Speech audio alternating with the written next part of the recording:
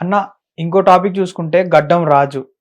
ఇతను అంటే ఒక అమ్మాయిని ఇష్టపడి పెళ్లి చేసుకొని, మళ్ళా ఆ అమ్మాయి అంటే కొన్ని ఇష్యూస్ వల్ల ఉరేసుకొని చనిపోవడం జరిగింది. అది ఎంతవరకు కరెక్ట్? అంటే తప్పెవరిది? అసలు ఎందుకు చనిపోవాల్సొచ్చింది అతను? ఫస్ట్ ఆ వీడియోలో నాకు కనిపించిన మెయిన్ ప్రాబ్లం ఫైనాన్షియల్ క్రైసిస్. హ్మ్. వాళ్ళకి ఆర్థిక ఇబ్బందులు ఉన్నాయి అనేది కనిపిస్తా ఉంది. ఆర్థిక ఇబ్బందులు ఉన్నప్పుడే మనిషి మైండ్ 10 రకాలుగా వెళ్ళిపోతూ ఉంటుంది. మెయిన్ రీజన్ ఆర్థిక ఇబ్బందులే. దాని తర్వాతే వాళ్ళు తిట్టారనో వీళ్ళు కొట్టారనో ఒకటి. ఇప్పుడు ఫర్ ఎగ్జాంపుల్ లోన్ యాప్స్ వేధింపులు, ఆత్మహత్య, అవును. లేదా బెట్టింగ్ యాప్స్ ఆత్మహత్య, అన్నిట్లోనూ లాస్ట్ బాటమ్ లైన్ ఫైనాన్షియల్ క్రైసిసే. హ్మ్. బెట్టిలో డబ్బులు పోయాయి కాబట్టి, మళ్ళీ నీ దగ్గర లేవు కాబట్టి, వచ్చే ఇది లేదు కాబట్టి హ్మ్. చనిపోయావు. ఓకే. ఆ అప్పులోడు అడుగుతున్నాడు, ఇవ్వడానికి నీ దగ్గర లేవు, వాడు కరుస్తాడు కూడా. హ్మ్. మరి ఇచ్చినోడు నువ్వు ఇచ్చేటప్పుడు వాడు దేవుడేగా, అవును.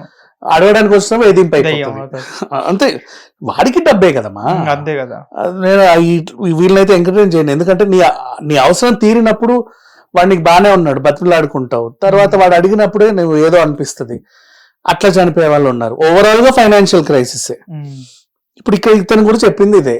ఎందుకు నీకు ఫైనాన్షియల్ క్రైసిస్ వచ్చిందంటే, ఈ అబ్బాయి యూట్యూబ్ మీద బతికే అబ్బాయి. అవును. ఫోక్ డాన్స్లు అవి గట్రా చేసేవాడు. వరంగల్ వెళ్తాను 4 రోజులు షూట్ ఉంది, వైజాగ్ వెళ్ళొస్తా 4 రోజులు షూట్ ఉంది అని వస్తావు. 4 రోజుల తర్వాత వచ్చిన తర్వాత ఏం చేస్తావు? ఆ పాట ఎప్పుడైతే విడుదల అయిద్దో చూస్తే అందులో అమ్మాయితో నువ్వు వాటేసుకున్నట్టు, ఎగిరేసినట్టు, దునికేసినట్టు ఉంటాయి. ఆ పిల్ల ఏమో లవ్ మ్యారేజ్ చేసుకుంది. యాక్చువల్లీ లవ్ మ్యారేజ్ అంటే లవ్ చేసినప్పుడు తెలియదా ఇవన్నీ ఇతను అవి చేస్తాడు కదా. లవ్ మ్యారేజ్ చేసింది. తర్వాత ఏమో అనుమానం పెరిగింది నీకు. నువ్వు వాళ్ళతో వీళ్ళతో తిరుగు, నువ్వు ఫోక్ డాన్సులు చేయొద్దు అన్నావు. పైగా ఇప్పుడు అన్ఎక్స్పెక్టెడ్ గా రామ్ రాథోడ్కి మొన్న మిస్ ఇండియా, మిస్ వరల్డ్ జరిగినప్పుడు రాను బొంబాయికి రాను పాట వేశారు. దానికి ఆ ఫారినర్స్ కూడా రాన్యూ అని డాన్స్లు వేసారు.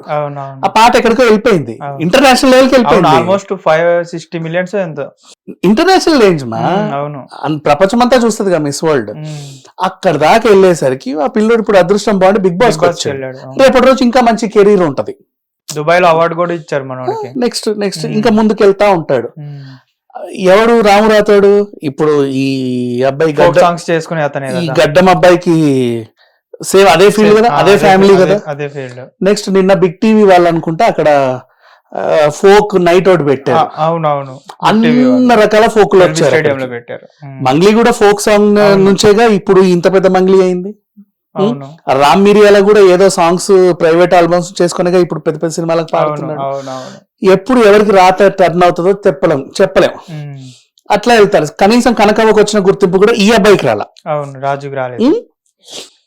ఇతను చేస్తున్నాడు పాటలు, మరి రాలా ఎందుకో. కనీసం ఆ బాధపడకు బెంగపడకు వచ్చినంత కూడా ఈ అబ్బాయికి రాలేదు కదా. పాటలు బాగానే ఉంటాయి కదా, హిట్ రాలా. అంటే ఇట్లా చూడగానే గుర్తుపట్టేలాగా ఆయనకు అదే తెలుసు. నువ్వేమో చేసావు, అత్తమామల్ని కూడా తెచ్చి ఇంట్లో పెట్టేశావు. అప్పుడు ఏంటి, నిన్ను ఎందుకు వాళ్ళని తెచ్చావంటే మా గొడవలు అవుతున్నాయి, నన్ను సరిగా చూసుకోవట్లేదు, తిడుతున్నాడు, కొడుతున్నాడు. ఎందుకు కొడుతున్నాడు, ఎందుకు తిడుతున్నాడు అంటే ఏంటో ఇక తెలియదు.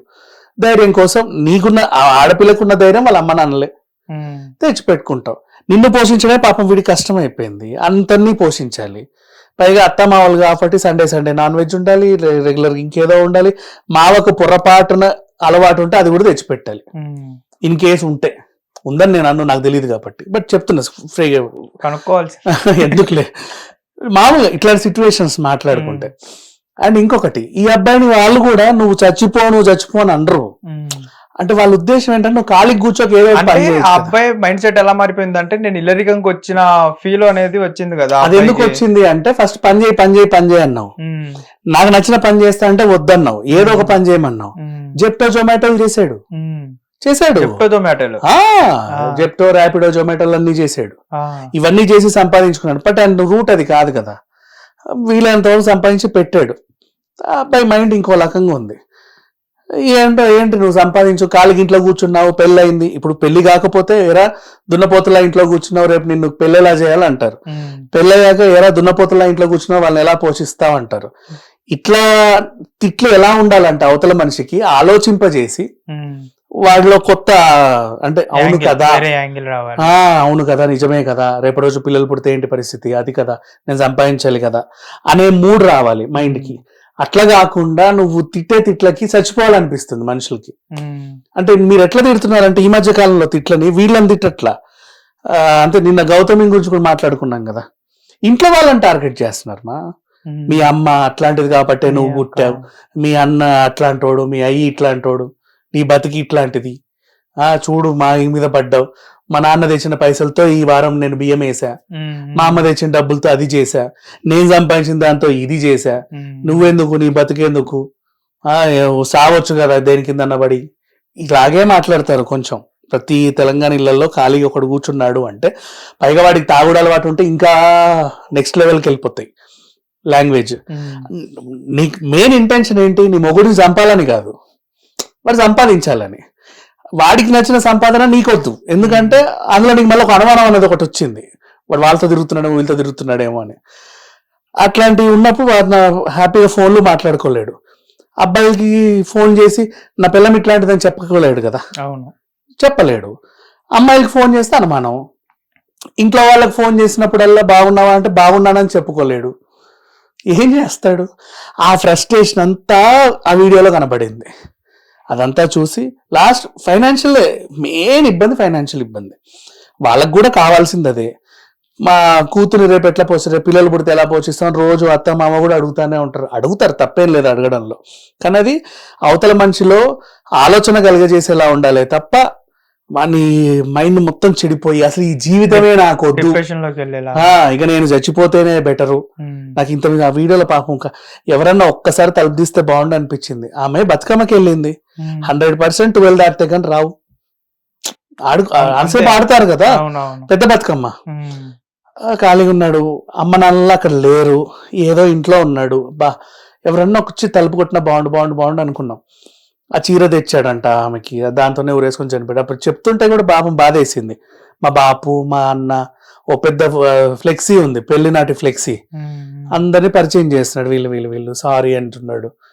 వాళ్ళకు కూడా కొంచెం ఉంటది. మళ్ళీ ఈ అమ్మాయిని తిట్టాడు, ఏమని, నీకు మొగోళ్ళు సెట్ అవ్వరు. ఇక్కడ నేను ఆమెను తప్పన్ను, ఇతన్ని తప్పన్ను.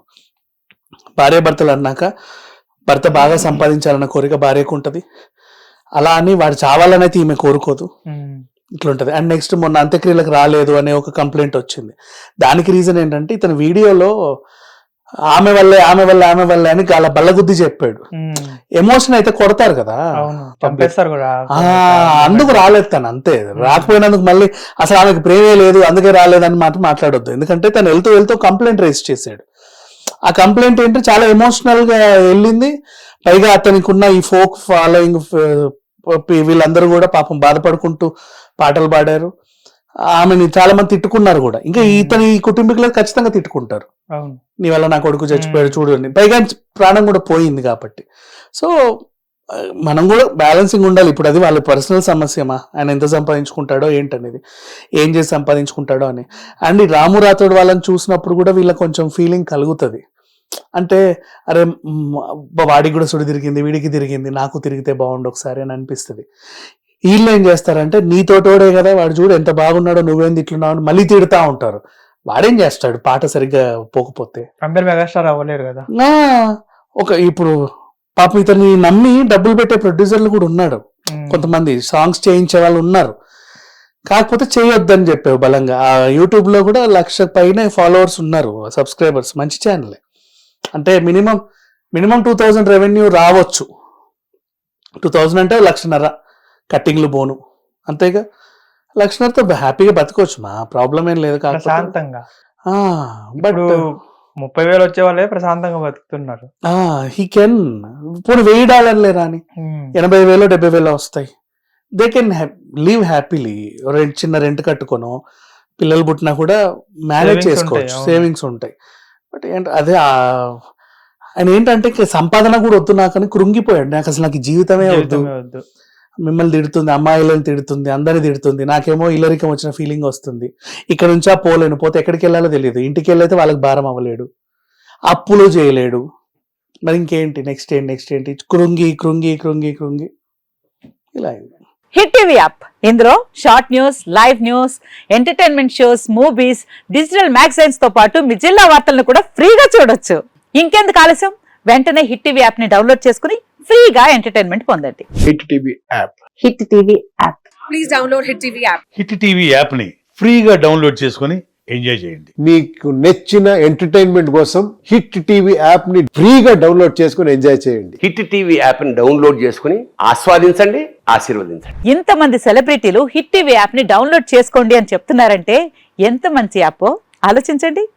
అమెరికా అమెరికా అమెరికా అమెరికాలో చదవాలనుకునే వాళ్ళకి విశ్వసనీయమైన పేరు మన శౌర్య కన్సల్టెన్సీ. UK లో 1 year masters. UK లో 1 year masters. 2 years work permit up to 5 years visa. Contact Saurya Consultancy. Contact 89851 89851.